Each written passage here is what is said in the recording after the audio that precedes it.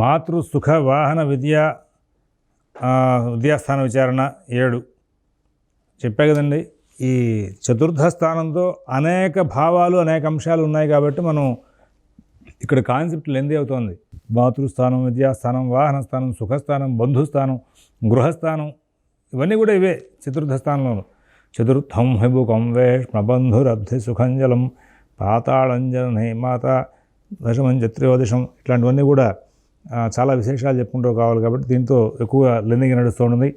యానేషే లాభరాశిస్థే సుఖే వా లాభగే కుజే అథవా భౌమరాశిస్థే రాజ్యప్రాప్తిర్న సంశయ. సుఖాధిపతి లాభంలో ఉన్న, అంగారకుడు లాభంలో ఉన్న లేదా సుఖస్థానంలో ఉన్న, లాభస్థానం కుజక్షేత్రం కనుక అయితే నిస్సంశయంగా రాజ్యప్రాప్తి లభిస్తుంది అన్నాడు. ఇది అంగారకుడు లాభస్థానంలో ఉండి అది కుజక్షేత్రం అవ్వాలి అన్నాడంటే మిథున సంబంధంగా కానీ మకర సంబంధమైన లగ్నానికి కానీ సంబంధించి ఈయన మాట్లాడాడని బాగా అర్థమవుతోంది. ఆ సందర్భంలో సుఖాధిపతి లాభంలో ఉన్న అనేసరికి మకరం అనుకుందాం అనుకోండి, లాభం అంటే స్వక్షేత్రం అవుతోంది ఆయన. తర్వాత ఒకవేళ మిథునం అనుకుందాం అనుకోండి, ఇక్కడ చతుర్థాధిపతి లాభంలో అంటే మేషంలో ఉన్నట్టు అన్నమాట. సరే, అంగారకుడు లాభం ఉన్నా అన్నాడు. మిథునానికి లాభం అంటే స్వక్షేత్రం, మకరానికి లాభం అంటే స్వక్షేత్రం. లాభాధిపతి స్వక్షేత్రంలో ఉండగా విశేషమైన లాభాలు రావాలి కాబట్టి ఈయన దీని మీద ఒక అబ్జర్వేషన్ పెట్టి ఒక మాట చెప్పుకుంటూ వచ్చాడు. లగ్నాద్వాహనరాశిగస్త దధిపస్తద్వీక్ష కశ్చక్త్రయ స్వోచ్ఛస్వక్షసద్గృహేష్ బలిన కేంద్ర త్రికోణాయగా. సుఖస్థానంలో ఉన్నవాడు, సుఖస్థానాధిపతి, సుఖస్థానాన్ని చూసేవాడు, ఈ ముగ్గురు కూడా కేంద్ర కోణాల యందు స్వోచ్ఛ స్వర్క్ష మిత్రక్షేత్రాలు కనుక ఉంటే దీర్ఘాయుష్షు గల వాడవుతాడు. అలాగే శయన ఆసన అంబర బహుక్షేత్రాలు గలవాడవుతాడు. బంధువులు, స్నేహం, మనోజ్ఞమైన వాహనాలు, కీర్తి, సౌఖ్యం అనేవి ఉంటాయి అని చెప్పుకుని వచ్చాడు. ఏమండి, స్థానంలో ఉన్నవాడు సుఖాధిపతి, సుఖస్థానాన్ని చూసేవాడు అన్నాడు. లగ్నాద్వాహన రాశిగస్తదపి తద్వీక్ష్య గశ్చత్రయ. ఈ ముగ్గురు కూడా సుఖస్థానంలో ఉన్నవాడు, సుఖస్థానాన్ని చూసేవాడు, మరి సుఖస్థానాధిపతి వీళ్ళ స్వోచ్ఛ స్వర్క్ష సుహృద్గృహేషు బలిన కేంద్ర త్రికోణాయగా.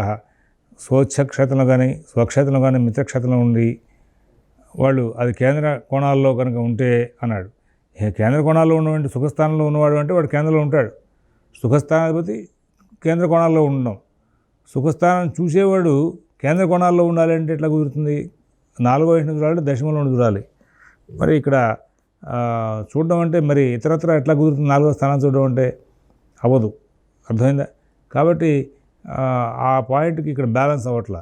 అయితే ఆ ఉన్న గ్రహాలు ఎక్కడైతే ఉంటాయో ఆ గ్రహాలకి అవి స్వక్షేత్రం, ఉచ్చక్షేత్రం, మిత్రక్షేత్రం ఇట్లాంటివి కనుక అయితే కనుక వాడికి దీర్ఘాయుష్ ఉంటుంది. అలాగే ఈ సుఖస్థానం అనే దాంతో 4వ స్థానంతో సంబంధించి ఏవే కార్యక్రమాలు చెప్పుకుంటూ వచ్చాడో ఆ కార్యక్రమాలు అంటే సంబంధించిన కారకత్వాలని కూడా ఇక్కడ వర్కౌట్ అయ్యే అవకాశం ఉంది అనేటువంటి మాటని చెప్పుకుంటూ వచ్చాడు. దాంట్లో భాగంగా ఇప్పుడు మనం ఇక్కడ ఏవైతే ఉన్నాయో చతుర్థ భావంతో కీర్తి దాంతోనే ఉంది, సౌఖ్యం దాంతో ఉంది, సరే మంచి వాహనాలు దాంతో చెప్పబడున్నాయి, స్నేహం, బంధువులు ఇవన్నీ కూడా దాంతో చెప్పున్నాయి. స్నేహితుల లక్షణాలు కూడా చతుర్థ భావంతో చెప్పాల్సి వస్తూ ఉంటుంది. పంచమంతో చెప్పమని చెప్పేసి కూడా ఉంది. ఆ బుద్ధి వికాసాన్ని బట్టి ఇక్కడ చతుర్థ స్థానంతో స్నేహితులను కూడా చెప్పుకుంటూ రావాలి. అలాగే స్వోచ్ఛ రాశిగతశ్చాంద్రి కేంద్రకోణ సమన్విత విద్యావాహన సంపత్తిం కరోతి విపులంధనము. స్వోచ్ఛగతుడైనటువంటి బుధుడు లగ్నానికి కేంద్ర కోణంలో ఎందుకు కనుక స్వక్షేత్రంలో ఉంటే కనుక విద్యావాహన సంపత్తి, విపుల ధనం ఉంటుంది. అంటే ఇక్కడ ఏంటంటే ఇక్కడ చతుర్థాధిపతి బలంగా ఉంటే కనుక చతుర్థ భావానికి సంబంధించిన కారకత్వాలన్నీ కూడా వీరికి లభించే అవకాశం ఉంటుంది అంటాడు. ఇది సహజమైనటువంటి సామాన్య నియమం. కానీ చతుర్థ భావాన్ని స్టడీ చేసేటప్పుడు చిన్నప్పుడే తల్లి చేసిపోయిన వాళ్ళు ఉంటారు. మరి మాతృస్థానం అది. కానీ విద్యలో బాగా రేజ్ అయిపోయిన వాడు ఉంటాడు. వాడే చిన్నప్పుడు తల్లి చేసిపోయి ఉంటుంది, బాగా విద్యలో బాగా రాణింపు ఉంటుంది. ఏమిటి రెండింటికి బ్యాలెన్స్? రెండు కూడా చతుర్థ స్థానం మీద అనుకోకూడదు. ఇక్కడ చతుర్థ కారకుడైనటువంటి మాతృకారకుడైనటువంటి చంద్రుడిని కూడా చూడాలి. అలాగే విద్యాకారకుడైన గురువుని చూడాలి. ఇక్కడ చతుర్థ స్థానంతో పాటు మాతృకారకుడు, విద్యాకారకుడు వీళ్ళిద్దరిని స్టడీ చేసినప్పుడు అలాగే వాహనం చూడాల్సి వస్తుంది, శుక్రుడిని చూడాల్సి వస్తుంది. చతుర్థ స్థానం చూస్తాం, శుక్రుడిని చూస్తాం. అట్లాగా ప్రారంభంలో మనకి లగ్న భావం చెప్పినప్పుడు, కుటుంబ భావం చెప్పినప్పుడు, సోదర భావం చెప్పినప్పుడు వీటిల్లో ఫస్ట్లో స్టార్టింగ్లో సూత్రాలు చెప్పుకుంటూ వచ్చాను. ఏంటి, అధిపతి అయినా బలంగా ఉండాలి, స్థానమైనా బలంగా ఉండాలి, కారకుడైనా బలంగా ఉండాలి, ఇట్లాగ చతుర్థ స్థానమైనా బలంగా ఉండాలి, చతుర్థాధిపతి అయినా బలంగా ఉండాలి. లేదా ఆ సంబంధంగా మనం ఏదైతే చూస్తున్నామో అట్లాగా విద్యాకారకుడు గురువు విద్యా విషయంగా, మరి తర్వాత మాతృకారకుడు చంద్రుడు, వాహనకారకుడు శుక్రుడు, ఇట్లాగా ఆ కారకత్వాలు సంబంధమైన గ్రహాలు కనుక బలంగా ఉంటే ఆ యోగాలు పడతాయి. ఇట్లాగే మనం స్టడీ చేసేటప్పుడు ఆ భావంతో అన్నీ వచ్చేస్తాయంటే ఎన్ని వస్తాయి అంటే ఆ అన్ని భావాలని కూడా మనం కారకత్వాలతో కూడా ముడిపెట్టి స్టడీ చేయాల్సిన అవసరాలు ఉన్నాయనే విషయాన్ని మీరు గమనించుకోవాలి. అందుకోసమే నేను సిగ్నిఫికేటర్స్, పరాశర విధానాన్ని కూడా సిగ్నిఫికేటర్స్ రాయండి అంటున్న కారణం కూడా అదే. ఆ తర్వాత లగ్నేష సుఖనాథ తద్భవనగౌ భాగ్యేష భాగ్యస్థితో అంటూ మొదలెట్టాడు. చతుర్థ నవమాధిపతులు ఈ 2 భావాల్లోనున్న గ్రహాలు, ఆ నలుగురిలో సుఖాధిపతి సుఖస్థానం ఉన్నవాడై, భాగ్యేషుడును భాగ్యముందున్నవాడై ఉండటంతో ఆ 4 గ్రహాలు బలవంతులను శుభవర్గంలో ఉన్నవారును లగ్న సంబంధం కలవారై నుండి పరస్పరం దృగ్యోగ సంబంధాలు కలవారైతే కనుక మహీపాలుడు, దీర్ఘాయుష్ కలవాడు, సుఖం జీవనం, తేజస్సు కలవాడు, మరి రాజచిహ్నాలు కలవాడు, ఇవన్నీ కూడా చెప్పుకుంటూ వచ్చారు. అంటే ఏంటి, చతుర్థ భావం నవభావం. మొట్టమొదటి చతుర్థ భావం ప్రారంభంలోనే మీకు మాట చెప్పారు. చతుర్థం నవమం ఈ 2 చాలా బాగుండాలి. చతుర్థం సుఖస్థానం, నవమం భాగ్యస్థానం. మనం అనుభవించాలి, అన్ని రకాల భావాలను అనుభవించాలి. భాగ్యభావం బాగుండాలి. జాతక మొత్తంలో ఏ భావాధిపతులు బలంగా ఉన్నప్పటికీ కూడా వాడిని అనుభవించాలి. ఒకటి డబ్బు ఉంటుంది, ఏమీ అనుభవించడు, బీరువాలో పెట్టుకుంటూ ఉంటాడు, పూజ చేస్తూ ఉంటాడు. ఏమిటి అక్కడ వాడికి భాగ్యస్థానం బాగా, ధనస్థానం బాగుంది. కొంతమందికి వాహనాలు ఉంటాయి, వాడరు, వాటిలో ప్రయాణం చేయరు. ఇంట్లో కారు ఉన్నప్పటికీ కూడా రైలు ఎక్కి ప్రయాణం చేయడమో లేకపోతే బస్సు ఎక్కి వెళ్ళడం చేస్తూ ఉంటారు. ఏమిటంటే చతుర్థస్థానం బాగుంది, వాహనకారకుడు బాగున్నాడు, కానీ భోగకారకుడు బాల, భాగ్యకారకుడు బాల, భాగ్యస్థానం బాల.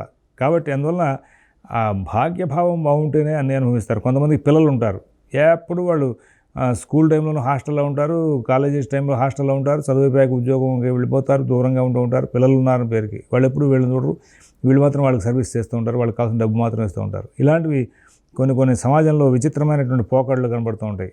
అదేదో స్టేటస్ సింబల్లా చెప్పుకుంటారు. పిల్లలు దగ్గర లేకపోవడం కూడా స్టేటస్ సింబల్గా. అంటే భాగ్యస్థానం, పుత్రస్థానం బాగుంది, భాగ్యస్థానం బాల. అలాగా ఈ పుత్ర సుఖస్థానాలు కనుక 2 కనుక బాగుంటే మరి వాటి ప్రభావం చేత ఏమవుతుందంటే ఇక్కడ వాడు మహీపాలుడు అవుతాడు, దీర్ఘాయుష్ కలవాడు అవుతాడు. ఇవన్నీ కూడా చెప్పుకుంటూ వచ్చాడు.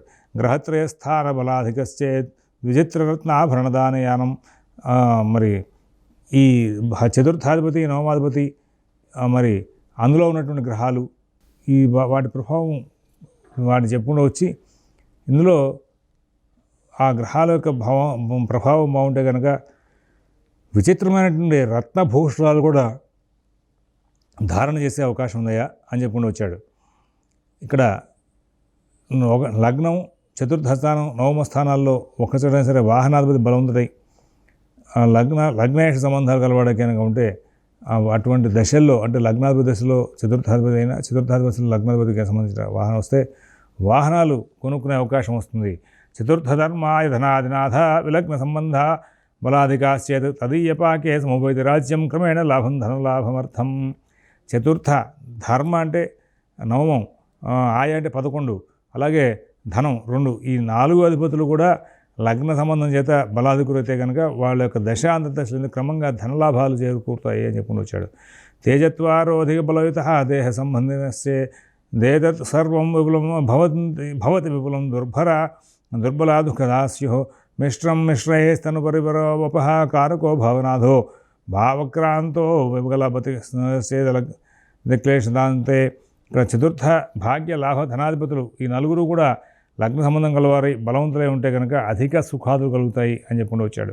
దుర్బలులై కనుక ఉంటే దుఃఖాన్ని ఇస్తూ ఉంటారని చెప్పాడు. లగ్నం పాడైపోయింది, చతుర్థం పాడైపోయింది, అంటే సుఖస్థానం పాడైపోయింది, లాభస్థానం పాడైపోయింది, భాగ్యస్థానం పాడైపోయింది. ఈ 3 అంటే 6, 8 పాడు స్థానాధిపతులు బలంగా ఉండి కనుక ఏ భావాలను పాడు చేస్తాడని చెప్పాడో సరే పాడు చేస్తారు, కానీ వాళ్ళు స్తబ్దుగా ఉన్నారనుకుందాం. కానీ ఇక్కడ మన జాతకంలో బాగుండాల్సిన గ్రహాలు అంటే లగ్నం బాగుండాలి, సుఖస్థానం బాగుండాలి, భాగ్యస్థానం బాగుండాలి, లాభస్థానం బాగుండాలి. ఈ 4 స్థానాలు కూడా పాడైపోయినాయి అనుకోండి, ఈ 4 స్థానాలు పాడైపోయిన అనుభవించేదే ఉండదు. అంటే అనుభవించాలంటే ఏమో 1, 4, 9, 11 స్థానాలు బలంగా ఉండాలి. నాశనం అవ్వకుండా ఉండాలంటే కనుక దానికి సంబంధించి 6, 8, 12 స్థానాలు నాశనం చేసేవి, భావాలను వృద్ధి చేసేవి 1, 4, 9, 11 స్థానాలు. యాక్చువల్లీ 5వ స్థానం కూడా తీసుకోవాలి.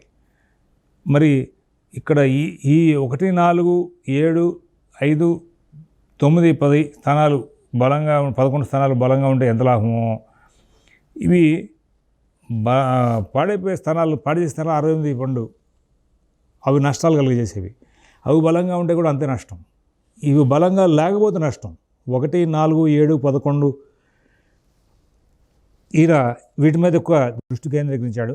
యాక్చువల్లీ 1, 4, 7, 10తో పాటు మనకి 1, 4, 9, 11తో పాటు 5, 7 కూడా మొత్తం 6 స్థానాలు బలంగా ఉండాలి. జాతకంలో ఈ 1, 4, 5, 7, 9, 11 స్థానాలు కనుక బలంగా ఉండి ఎవడైతే ఉంటాడో, 6, 8, 12 స్థానాలు బలహీనంగా ఉండి ఎవడైతే ఉంటాడో వాడు అభివృద్ధిలో ఉంటాడు. అందుకోసం జాతకాన్ని స్టడీ చేసేటప్పుడు గ్రహాలు అధిపతులు వీళ్ళని వర్గీకరణ చేసుకుంటూ వచ్చి ఏ గ్రహాలు 6, 8, 12 స్థానాలతో సంబంధ బాంధవ్యాలు కలిగి 6, 8, 12 స్థానాలతో యొక్క దృక్సాహచర్యాలతో కలిగి వాళ్ళు ఉంటారో వాళ్ళు ఎక్కువ ఇబ్బంది పెట్టే అవకాశం వస్తుంది. అటువంటి జాతకంలో చెడు ప్రభావాలు ఎక్కువగా ఉంటాయి.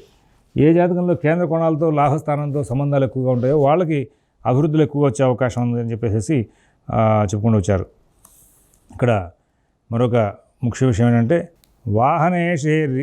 వాహనేషే అరినీచస్థే దుస్థే ధర్మాధిపేక్షతే సుదుర్వాహన సంప్రాప్తిశ్చల వాహనతాపి వాహనాధిపతి దుస్థానములందు శత్రుని ఎదురై ధర్మాధిపతి చేత చూడబడినని దుష్టమైనటువంటి వాహనం చలించినటువంటి వాహనమై కలుగునండి. అంటే తరచుగా వాడికి వెళ్ళిపోతూ ఉన్నది.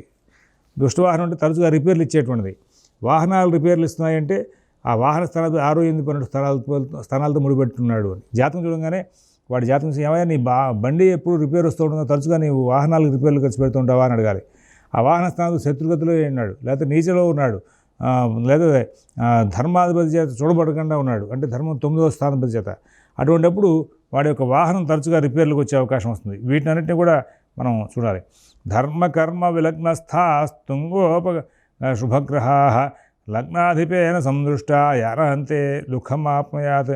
ధర్మకర్మ లగ్నాలయందు గ్రహాలు తుంగ స్థానాధిపతులు కనుక ఉంటే శుభగ్రహాలై లగ్నాధిపతి చేత చూడబడితే కనుక యానాంతమందు దుఃఖం పొందును అన్నాడు.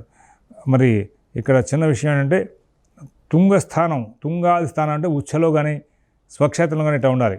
ధర్మకర్మ లగ్నములందున్న గ్రహములు అన్నాడు. 9లోను 10లోను లగ్నంలో ఉన్న గ్రహాలు, ఆ గ్రహాలు ఉచ్చలో కానీ మిత్రక్షేత్రంగా కానీ స్వక్షేత్రంగా కానీ కలిగి ఉండి అవి శుభగ్రహాలై లగ్నాధిపతి కనుక చూడబడితే కనుక మరి చివరిలో దుఃఖం కలిగే అవకాశం వస్తుంది.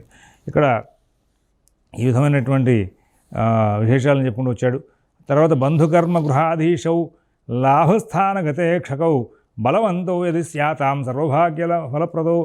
బంధుకర్మ అంటే చతుర్థం దశమ స్థానాధిపతులు బలవంతులుగా ఉండి లాభస్థానాన్ని పొందే కనుక మరి లాభస్థానం చూసినను సర్వభాగ్యాలు కలుగుతూ ఉంటాయన్నాడు. అంటే మనకి జాతక తిరిగిలో సర్వే త్రికోణేతారో గ్రహా శుభఫలప్రదా పతయస్త్రిషడాయానాం యదీ పాప ఫలప్రదా అని చెప్పుకుంటూ వచ్చి 11వ అధిపతిని ఇక్కడ అనుకూలించే గ్రహంగా చెప్పలేదు. కానీ 11వ స్థానంలో ఉన్నటువంటి గ్రహాలు బాగా లాభాన్నిచ్చే గ్రహాలుగా చెప్పుకుంటూ వాటి వలన మరి మంచి ఫలితాలు జరుగుతాయన్నట్టుగా చెప్పుకుంటూ వచ్చాడు. కాబట్టి ఇక్కడ ఉన్న బ్యాలెన్స్ మొత్తాన్ని కూడా మీరు గమనించుకొని తద్వారా ఈ లాభంలో ఉన్నటువంటి గ్రహాలు అనుకూలిస్తూ ఉంటాయి, మంచి చేస్తూ ఉంటాయి అనేటువంటి విషయాన్ని గమనించుకుంటూ ముందుకు వెళ్తారని చెప్పి ఆశిస్తూ ఆభరణాలు కొనుక్కునే విషయాల్లో మరి ఇట్లాంటి వాటిని కూడా చెప్పుకుంటూ వచ్చాడు. ఏమంటే లాభస్థో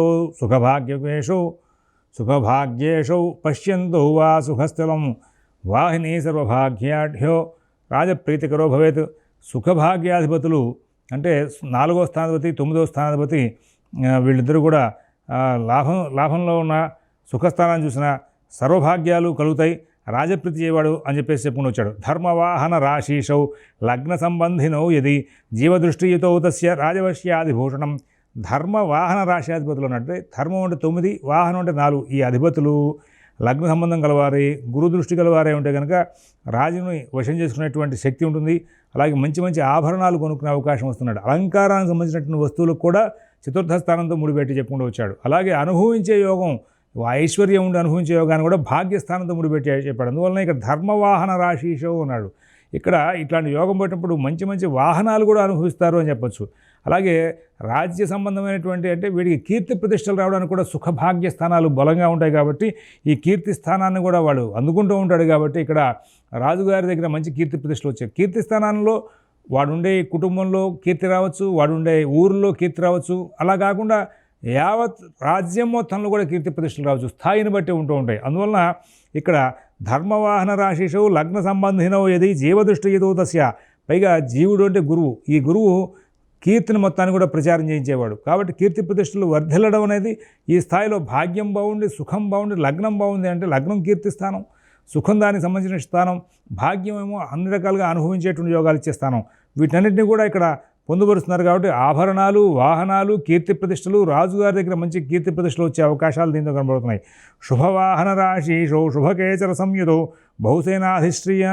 బహుసేనాధిపశ్రీమాన్ బలినో యజ్జాయితే.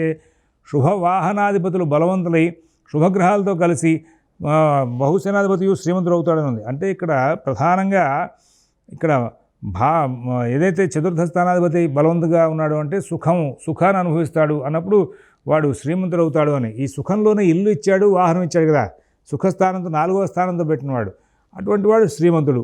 అలాగే భాగ్యస్థితే వాహన రాశి నాథే సశుక్రజీవే శుభఖేటరాశౌ భాగ్యాధిపే కోణచతుష్టయేవా బహుప్రదేశాభరణార్థసయానం. వాహనాధిపతి భాగ్యంలో ఉన్న శుక్రగురువులతో కలిసి శుభగ్రహ రాశుల్లో ఉన్న భాగ్యాధిపతి కోణ చతుష్టయమందు ఉన్న అనేకమైన దేశాలకు అధిపతి అయ్యే అవకాశం ఉంది, అనేక ఆభరణాలు కొనుక్కునే అవకాశం ఉంది, అనేకమైనటువంటి వాహనాలు కలిగి ఉండే అవకాశం ఉంది అన్నాడు. అంటే ఇక్కడ వాహన భాగ్యాలు ఈ పైనుంచి మనం ఏ పాయింట్లు చూసుకుంటూ వచ్చినా కానీ భాగ్యం అన్నాడు. ఇక్కడ వాహన స్థానానికి ఒక్కటే బలంగా ఉన్నప్పటికీ కూడా యోగాలు పడుతున్నాయని చెప్తున్నాడు. దాంతోపాటు భాగ్యాధిపతి కూడా బలంగా ఉంటే కనుక అటువంటి యోగాలని కూడా చాలా యోగంగా ఉన్నాయి. అంటే మీరు ఏ భావాన్ని, అందుకోసమే జాతక చంద్రికలో ఒక మాట చెప్తాడు, ఏమని భాగ్యవ్యయాధిపత్యేన రంధ్రేషో నశుభప్రద అంటాడు. భాగ్యానికి వ్యయమైంది కాబట్టి అష్టమ స్థానంతో అన్నీ కూడా నష్టమవుతూ ఉంటాయని చెప్పుకుంటాడు. అక్కడ భాగ్యానికి వ్యయమని ఎందుకు పోలిక చేశాడనే విషయాన్ని వ్యాఖ్యాతలందరూ కూడా రాసుకుంటూ వచ్చి నువ్వు 1వ స్థానం చూస్తున్నావా, 2వ స్థానం చూస్తున్నావా, 3వ స్థానం చూస్తున్నావా, ఏ స్థానం చూసినా సరే చివరికి ఆ భాగ్యం అనే భావం బాగున్నప్పుడే నువ్వు అనుభవించే యోగం వస్తుంది, లేకపోతే నీకు ఉన్నప్పటికీ కూడా నీకు అనుభవించే యోగాలు రావు అనేటువంటి విషయాలు చెప్పుకుంటూ వచ్చాడు. ఇక్కడ తదుపరి పాఠాన్ని మనం నెక్స్ట్ ఎపిసోడ్లో చెప్పుకుందాం. స్వస్తి.